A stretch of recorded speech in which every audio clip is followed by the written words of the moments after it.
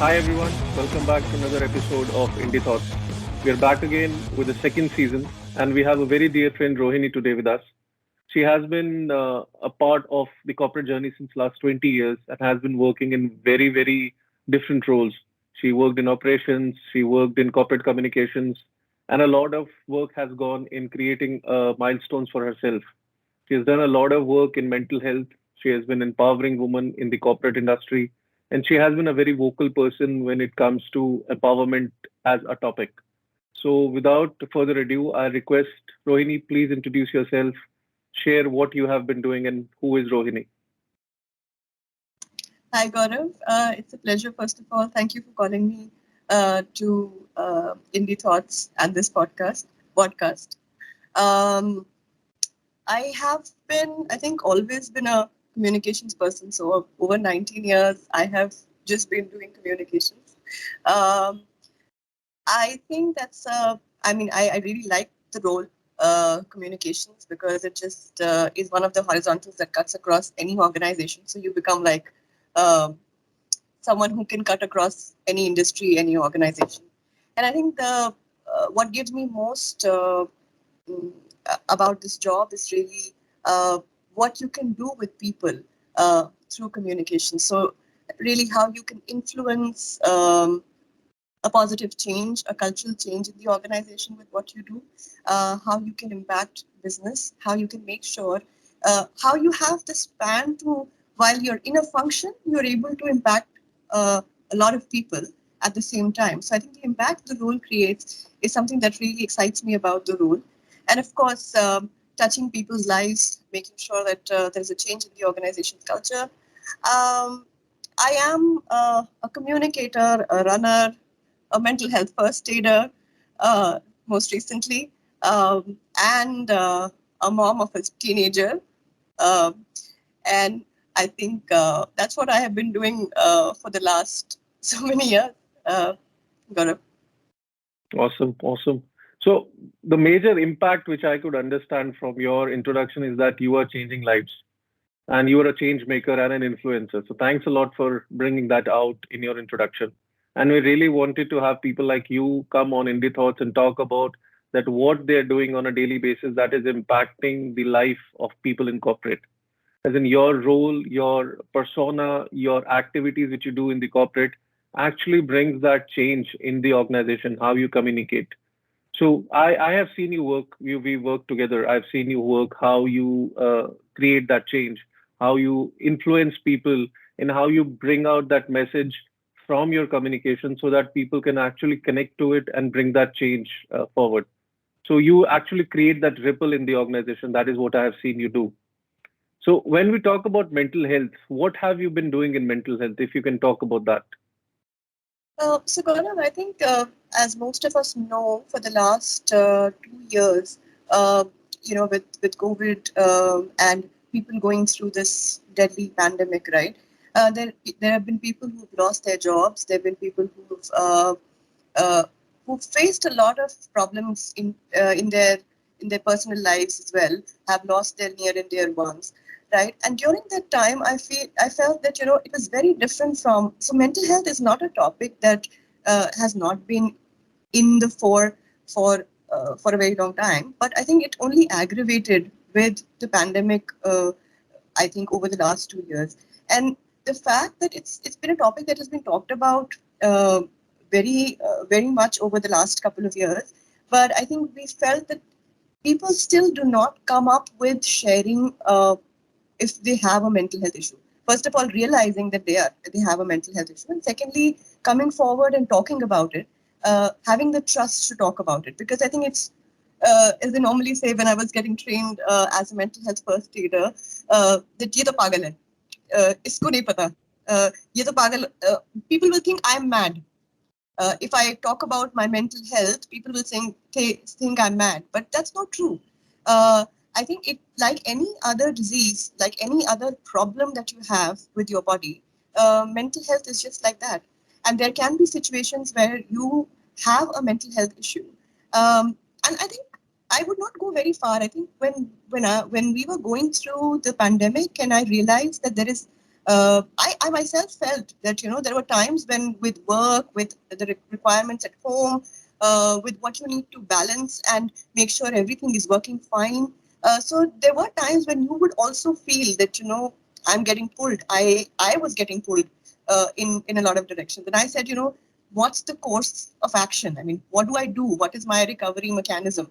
How, and that's where I felt that, I should go in and try to understand what this discipline is. How do you make sure you help somebody? As a mental health first aider, you're not somebody who treats other people, but you are able to identify um, areas where you feel that the person may be going through a mental health issue. So you're trained how to identify mental health issues by looking at people's physical reactions or the way they talk or the way they are conducting themselves. You can find out whether the person has a mental health issue or not, and then you can try to facilitate a conversation where you're able to tell them the recourse. So whether they should go and meet a doctor, whether they should meet a psychiatrist, or wherever they should go, you're able to guide them. And sometimes I think you're able to just maybe talk to them so that they are able to get them whatever is happening in their brain out and have a discussion, have a conversation, have an open conversation. I think sometimes we also miss that. Sometimes because of the stress that we're going through and not being able to talk to somebody is also is not a very big mental health issue maybe, but we're not able to get that out of our system, and that's why you may be going through stress, which is something which I felt was an important topic. I felt that people were not very open about it, and I thought it would be a good idea to become a mental health first aider and be in a position to help people understand this aspect, and are able to. And there have been people in the family. There have been people in the family who've been going through some mental health issues for myself while I was going through this. And as because you've gone through this training, I could identify that there may be a mental health issue. So you are able to counsel and in a positive way for for people to improve their current state. So I think that's what I've been trying to do. Awesome, awesome. So really, really very in-depth analysis what you have done for mental health, and as you said that has been a personal journey for you also in these 2 years. I What would I could actually, understand. uh, Gaurav, Yeah, that please. even in the last 2 years, children, I mean, my child at home has also gone through mental health issues because the fact that you can't meet your friends, the fact that you're only restricted to the screen, has made children very very closed. True. Now they do not know how to interact with an external world. They are finding it difficult to talk to people because they only believe in texting. True. Uh, Correct. and they say that's the easy way to do it. I don't want to have a conversation at all. So how Correct. do you bring about a change? And these are things which are not visible, right? It's not like I've got hurt and I can put a medicine on it and heal myself. It's something which is happening inside me. And I need to have somebody who can identify so that I am able to talk, have a circle of trust with that person, and I'm able to share what I'm going through. And I know that I will not be taken like a fool, or I will not be taken like someone who's mad, but someone who is genuinely having an issue and needs a solution to the problem, like any other disease. Like if you have cold and cough and you would need medicine, right, to cure yourself, it's something similar to that. You have a True. mental health problem which can be solved by medicines, by meeting, by talking, by conversing, by reaching out to psychiatrists, and that will help you ease your situation. True. So And very, very valid point which you brought out. One was the social stigma which people have, which you mentioned, that "ये तो पागल है" statement. That social stigma has to go away. Then that realization of opening up, giving that circle of trust, that's a very important point which you brought up. And then the third point, which is, I think, which is very close to heart, is having that one-on-one connect where you give that trust to that person that, yes, I am there to listen to you. I have that trust in you, and you have that trust in me that you can open up.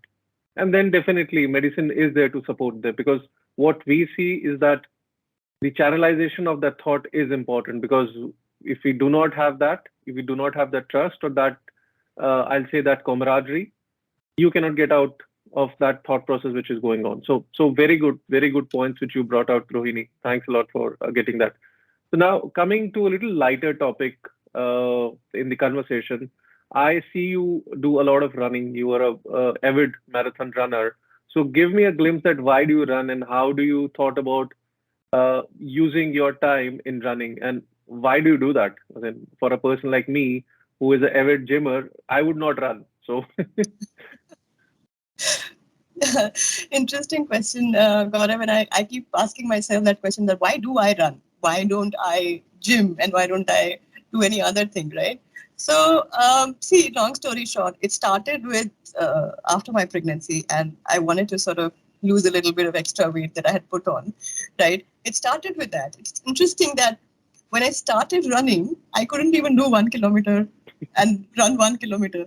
I used to do half a kilometer and then walk, and then do half a kilometer and then walk. And then, but I was persistent because I wanted to do it. And then I don't know when it started, but it just started that I started to run. I put a target for myself that the first year around, I'm going to participate in the half marathon. And I trained myself on my own. And with this running, with the practice that I was doing, I trained myself to do it. The first half marathon I had with Airtel, um, I completed that in 2 hours, 15 minutes, which is a wow. good record time for myself also, because considering I didn't train myself at all, I felt that it was good. Uh, I continued that streak um, with uh, with running, and what I also did was um, I participated in this 100-day running, so 100-day consecutively running. The reason why I started enjoying it, because it was kind of a meditative feeling for me. So when I used to run in the mornings, it used to just clear my head in terms of the things I want to do during the day. Uh, and to get that me time where I'm not thinking of anything else but the run that I'm doing, and I'm giving my brain some little bit of time free from anything else that I'm doing. I'm able to think clearly. I'm able to think of what I need to do. I think I'm able to think of how I need to run my day, and I think it has a direct impact on the overall efficiency for me. I think the overall my day becomes a little more efficient. I am a little more charged up than I would be normally if I just wake up and just go to office. And I think it just keeps me going. So I feel running has done that to me. I think any passion that anybody has, if you're really passionate about something and you're following it to the T, making sure you're getting better at it bit by bit, I think it helps impact various other aspects of your life. And I think that's what running has done to me. So not just the act of it being something which is helping me health wise and making me a healthier person, it's also on various other aspects of life in general. That, when I have bad days, when I'm not ready to run, um, how do I push myself on those days to make sure that I'm doing? How do I make myself show up every time when I have to do that run? So all of these things in life also are so important to be consistent, right? You have to be consistent with the way you do things. And I think that's what running does. I mean, I think it gives you that adrenaline rush. Uh, and I think that runner's high, as they call it.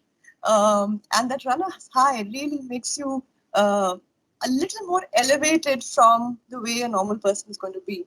True. So I think that's what running has done to me. It's been meditative. It's been my own time, which is away from everything else that I do as a mom, as a professional, as a woman. Uh, I think it just gives me a little bit space for myself, for Rohini, Wow. and I think everybody needs to have that little bit of space for themselves. True. True. In I think in any passion that they feel is something that they feel really strongly about. And I remember I will just share once in one of my organizations. I was fairly young, just I think for maybe no, not yeah, I think around 7, 8 years into the profession. And there was this leader of mine who told me that, and we were having a very heated argument about something. And it's like, what is your passion? What are you passionate about? And I was like, this and painting and something else and something else. I couldn't put my finger on one thing and say, yeah, this is something I'm really passionate about. This is something I will do irrespective of whatever happens, right? And then over a period of time, when I realized that running has suddenly become that passion for me, which I mean, be it rain, be it sun, be it around the beach, be it in the forest, be it on the road, I am running almost everywhere because this is something that I love to do. Awesome, awesome. So I think that we are opening up the layers of the onion about your personality, and a new way forward is coming where I can see that the personality which you have built up, the tenacity which you have got in your personality. So running has a lot of things to do with it. So thank you for sharing that. And I hear that the last time we spoke, we did talk about you writing a blog and you planning to write a blog. So what is it that you're planning to do? If you can give a glimpse about that, and maybe we can share it with our listeners and our audience, that what is it that the next target which Rohini is set for herself? So, Gaurav, it's been again connected to the running that I have been doing. So, while I have been running, there have been moments where, I come up with this bright idea about what's happening when I'm running, right? There are a lot of things that you come up with. So, for most recently today itself, uh, I was just thinking that how you prioritize something in life, right? We prioritize our work because it gives us money, right? Monday to Friday, I have to go to office this time to this time, I have my meetings, and everything which is to do with my life will revolve around the Monday to Friday, right?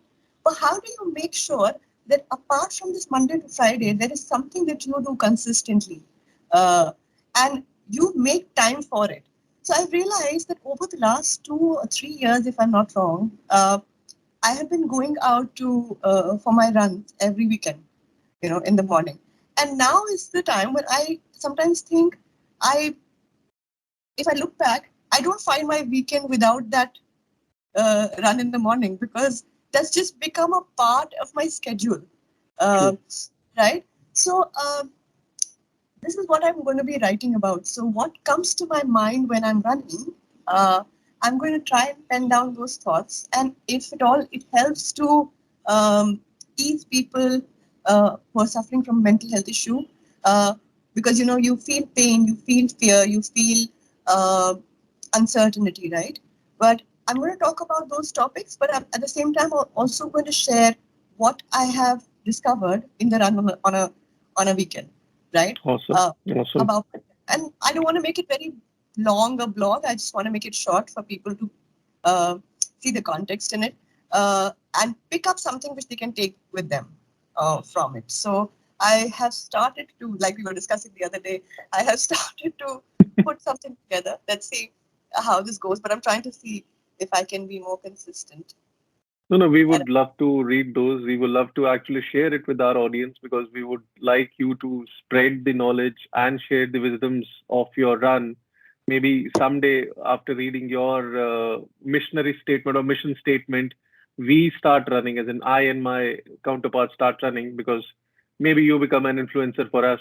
So, no, it is very. I read it somewhere that when you post your run right on right. social media, uh, there's no finish line. They say that there's no finish line, right? Which really Right. means your posting is an inspiration for somebody else to start, right? Correct. And I Correct. think I also started in a similar fashion. So I True. looked at someone who was doing this and I got inspired. And I think with what I am doing, maybe other people get inspired. And that's where there's no finish line. It's always a Correct. Correct. starting line for someone else. So maybe we Uh, pick that baton from you and we start running. So, yeah. So I'm hoping that that happens. let's Great. see, Gaurav. Uh, I need to see how you run. Yeah. So another thing I wanted to share with you is that we recently spoke to each other when I told you that you might win a lottery of 7 CR. So you did not have an answer to it. So I think that if I ask you that question now, you would have an answer that tomorrow, if you happen to have a message that Rohini, you have won a 7 CR jackpot, what would it that Rohini be doing with it?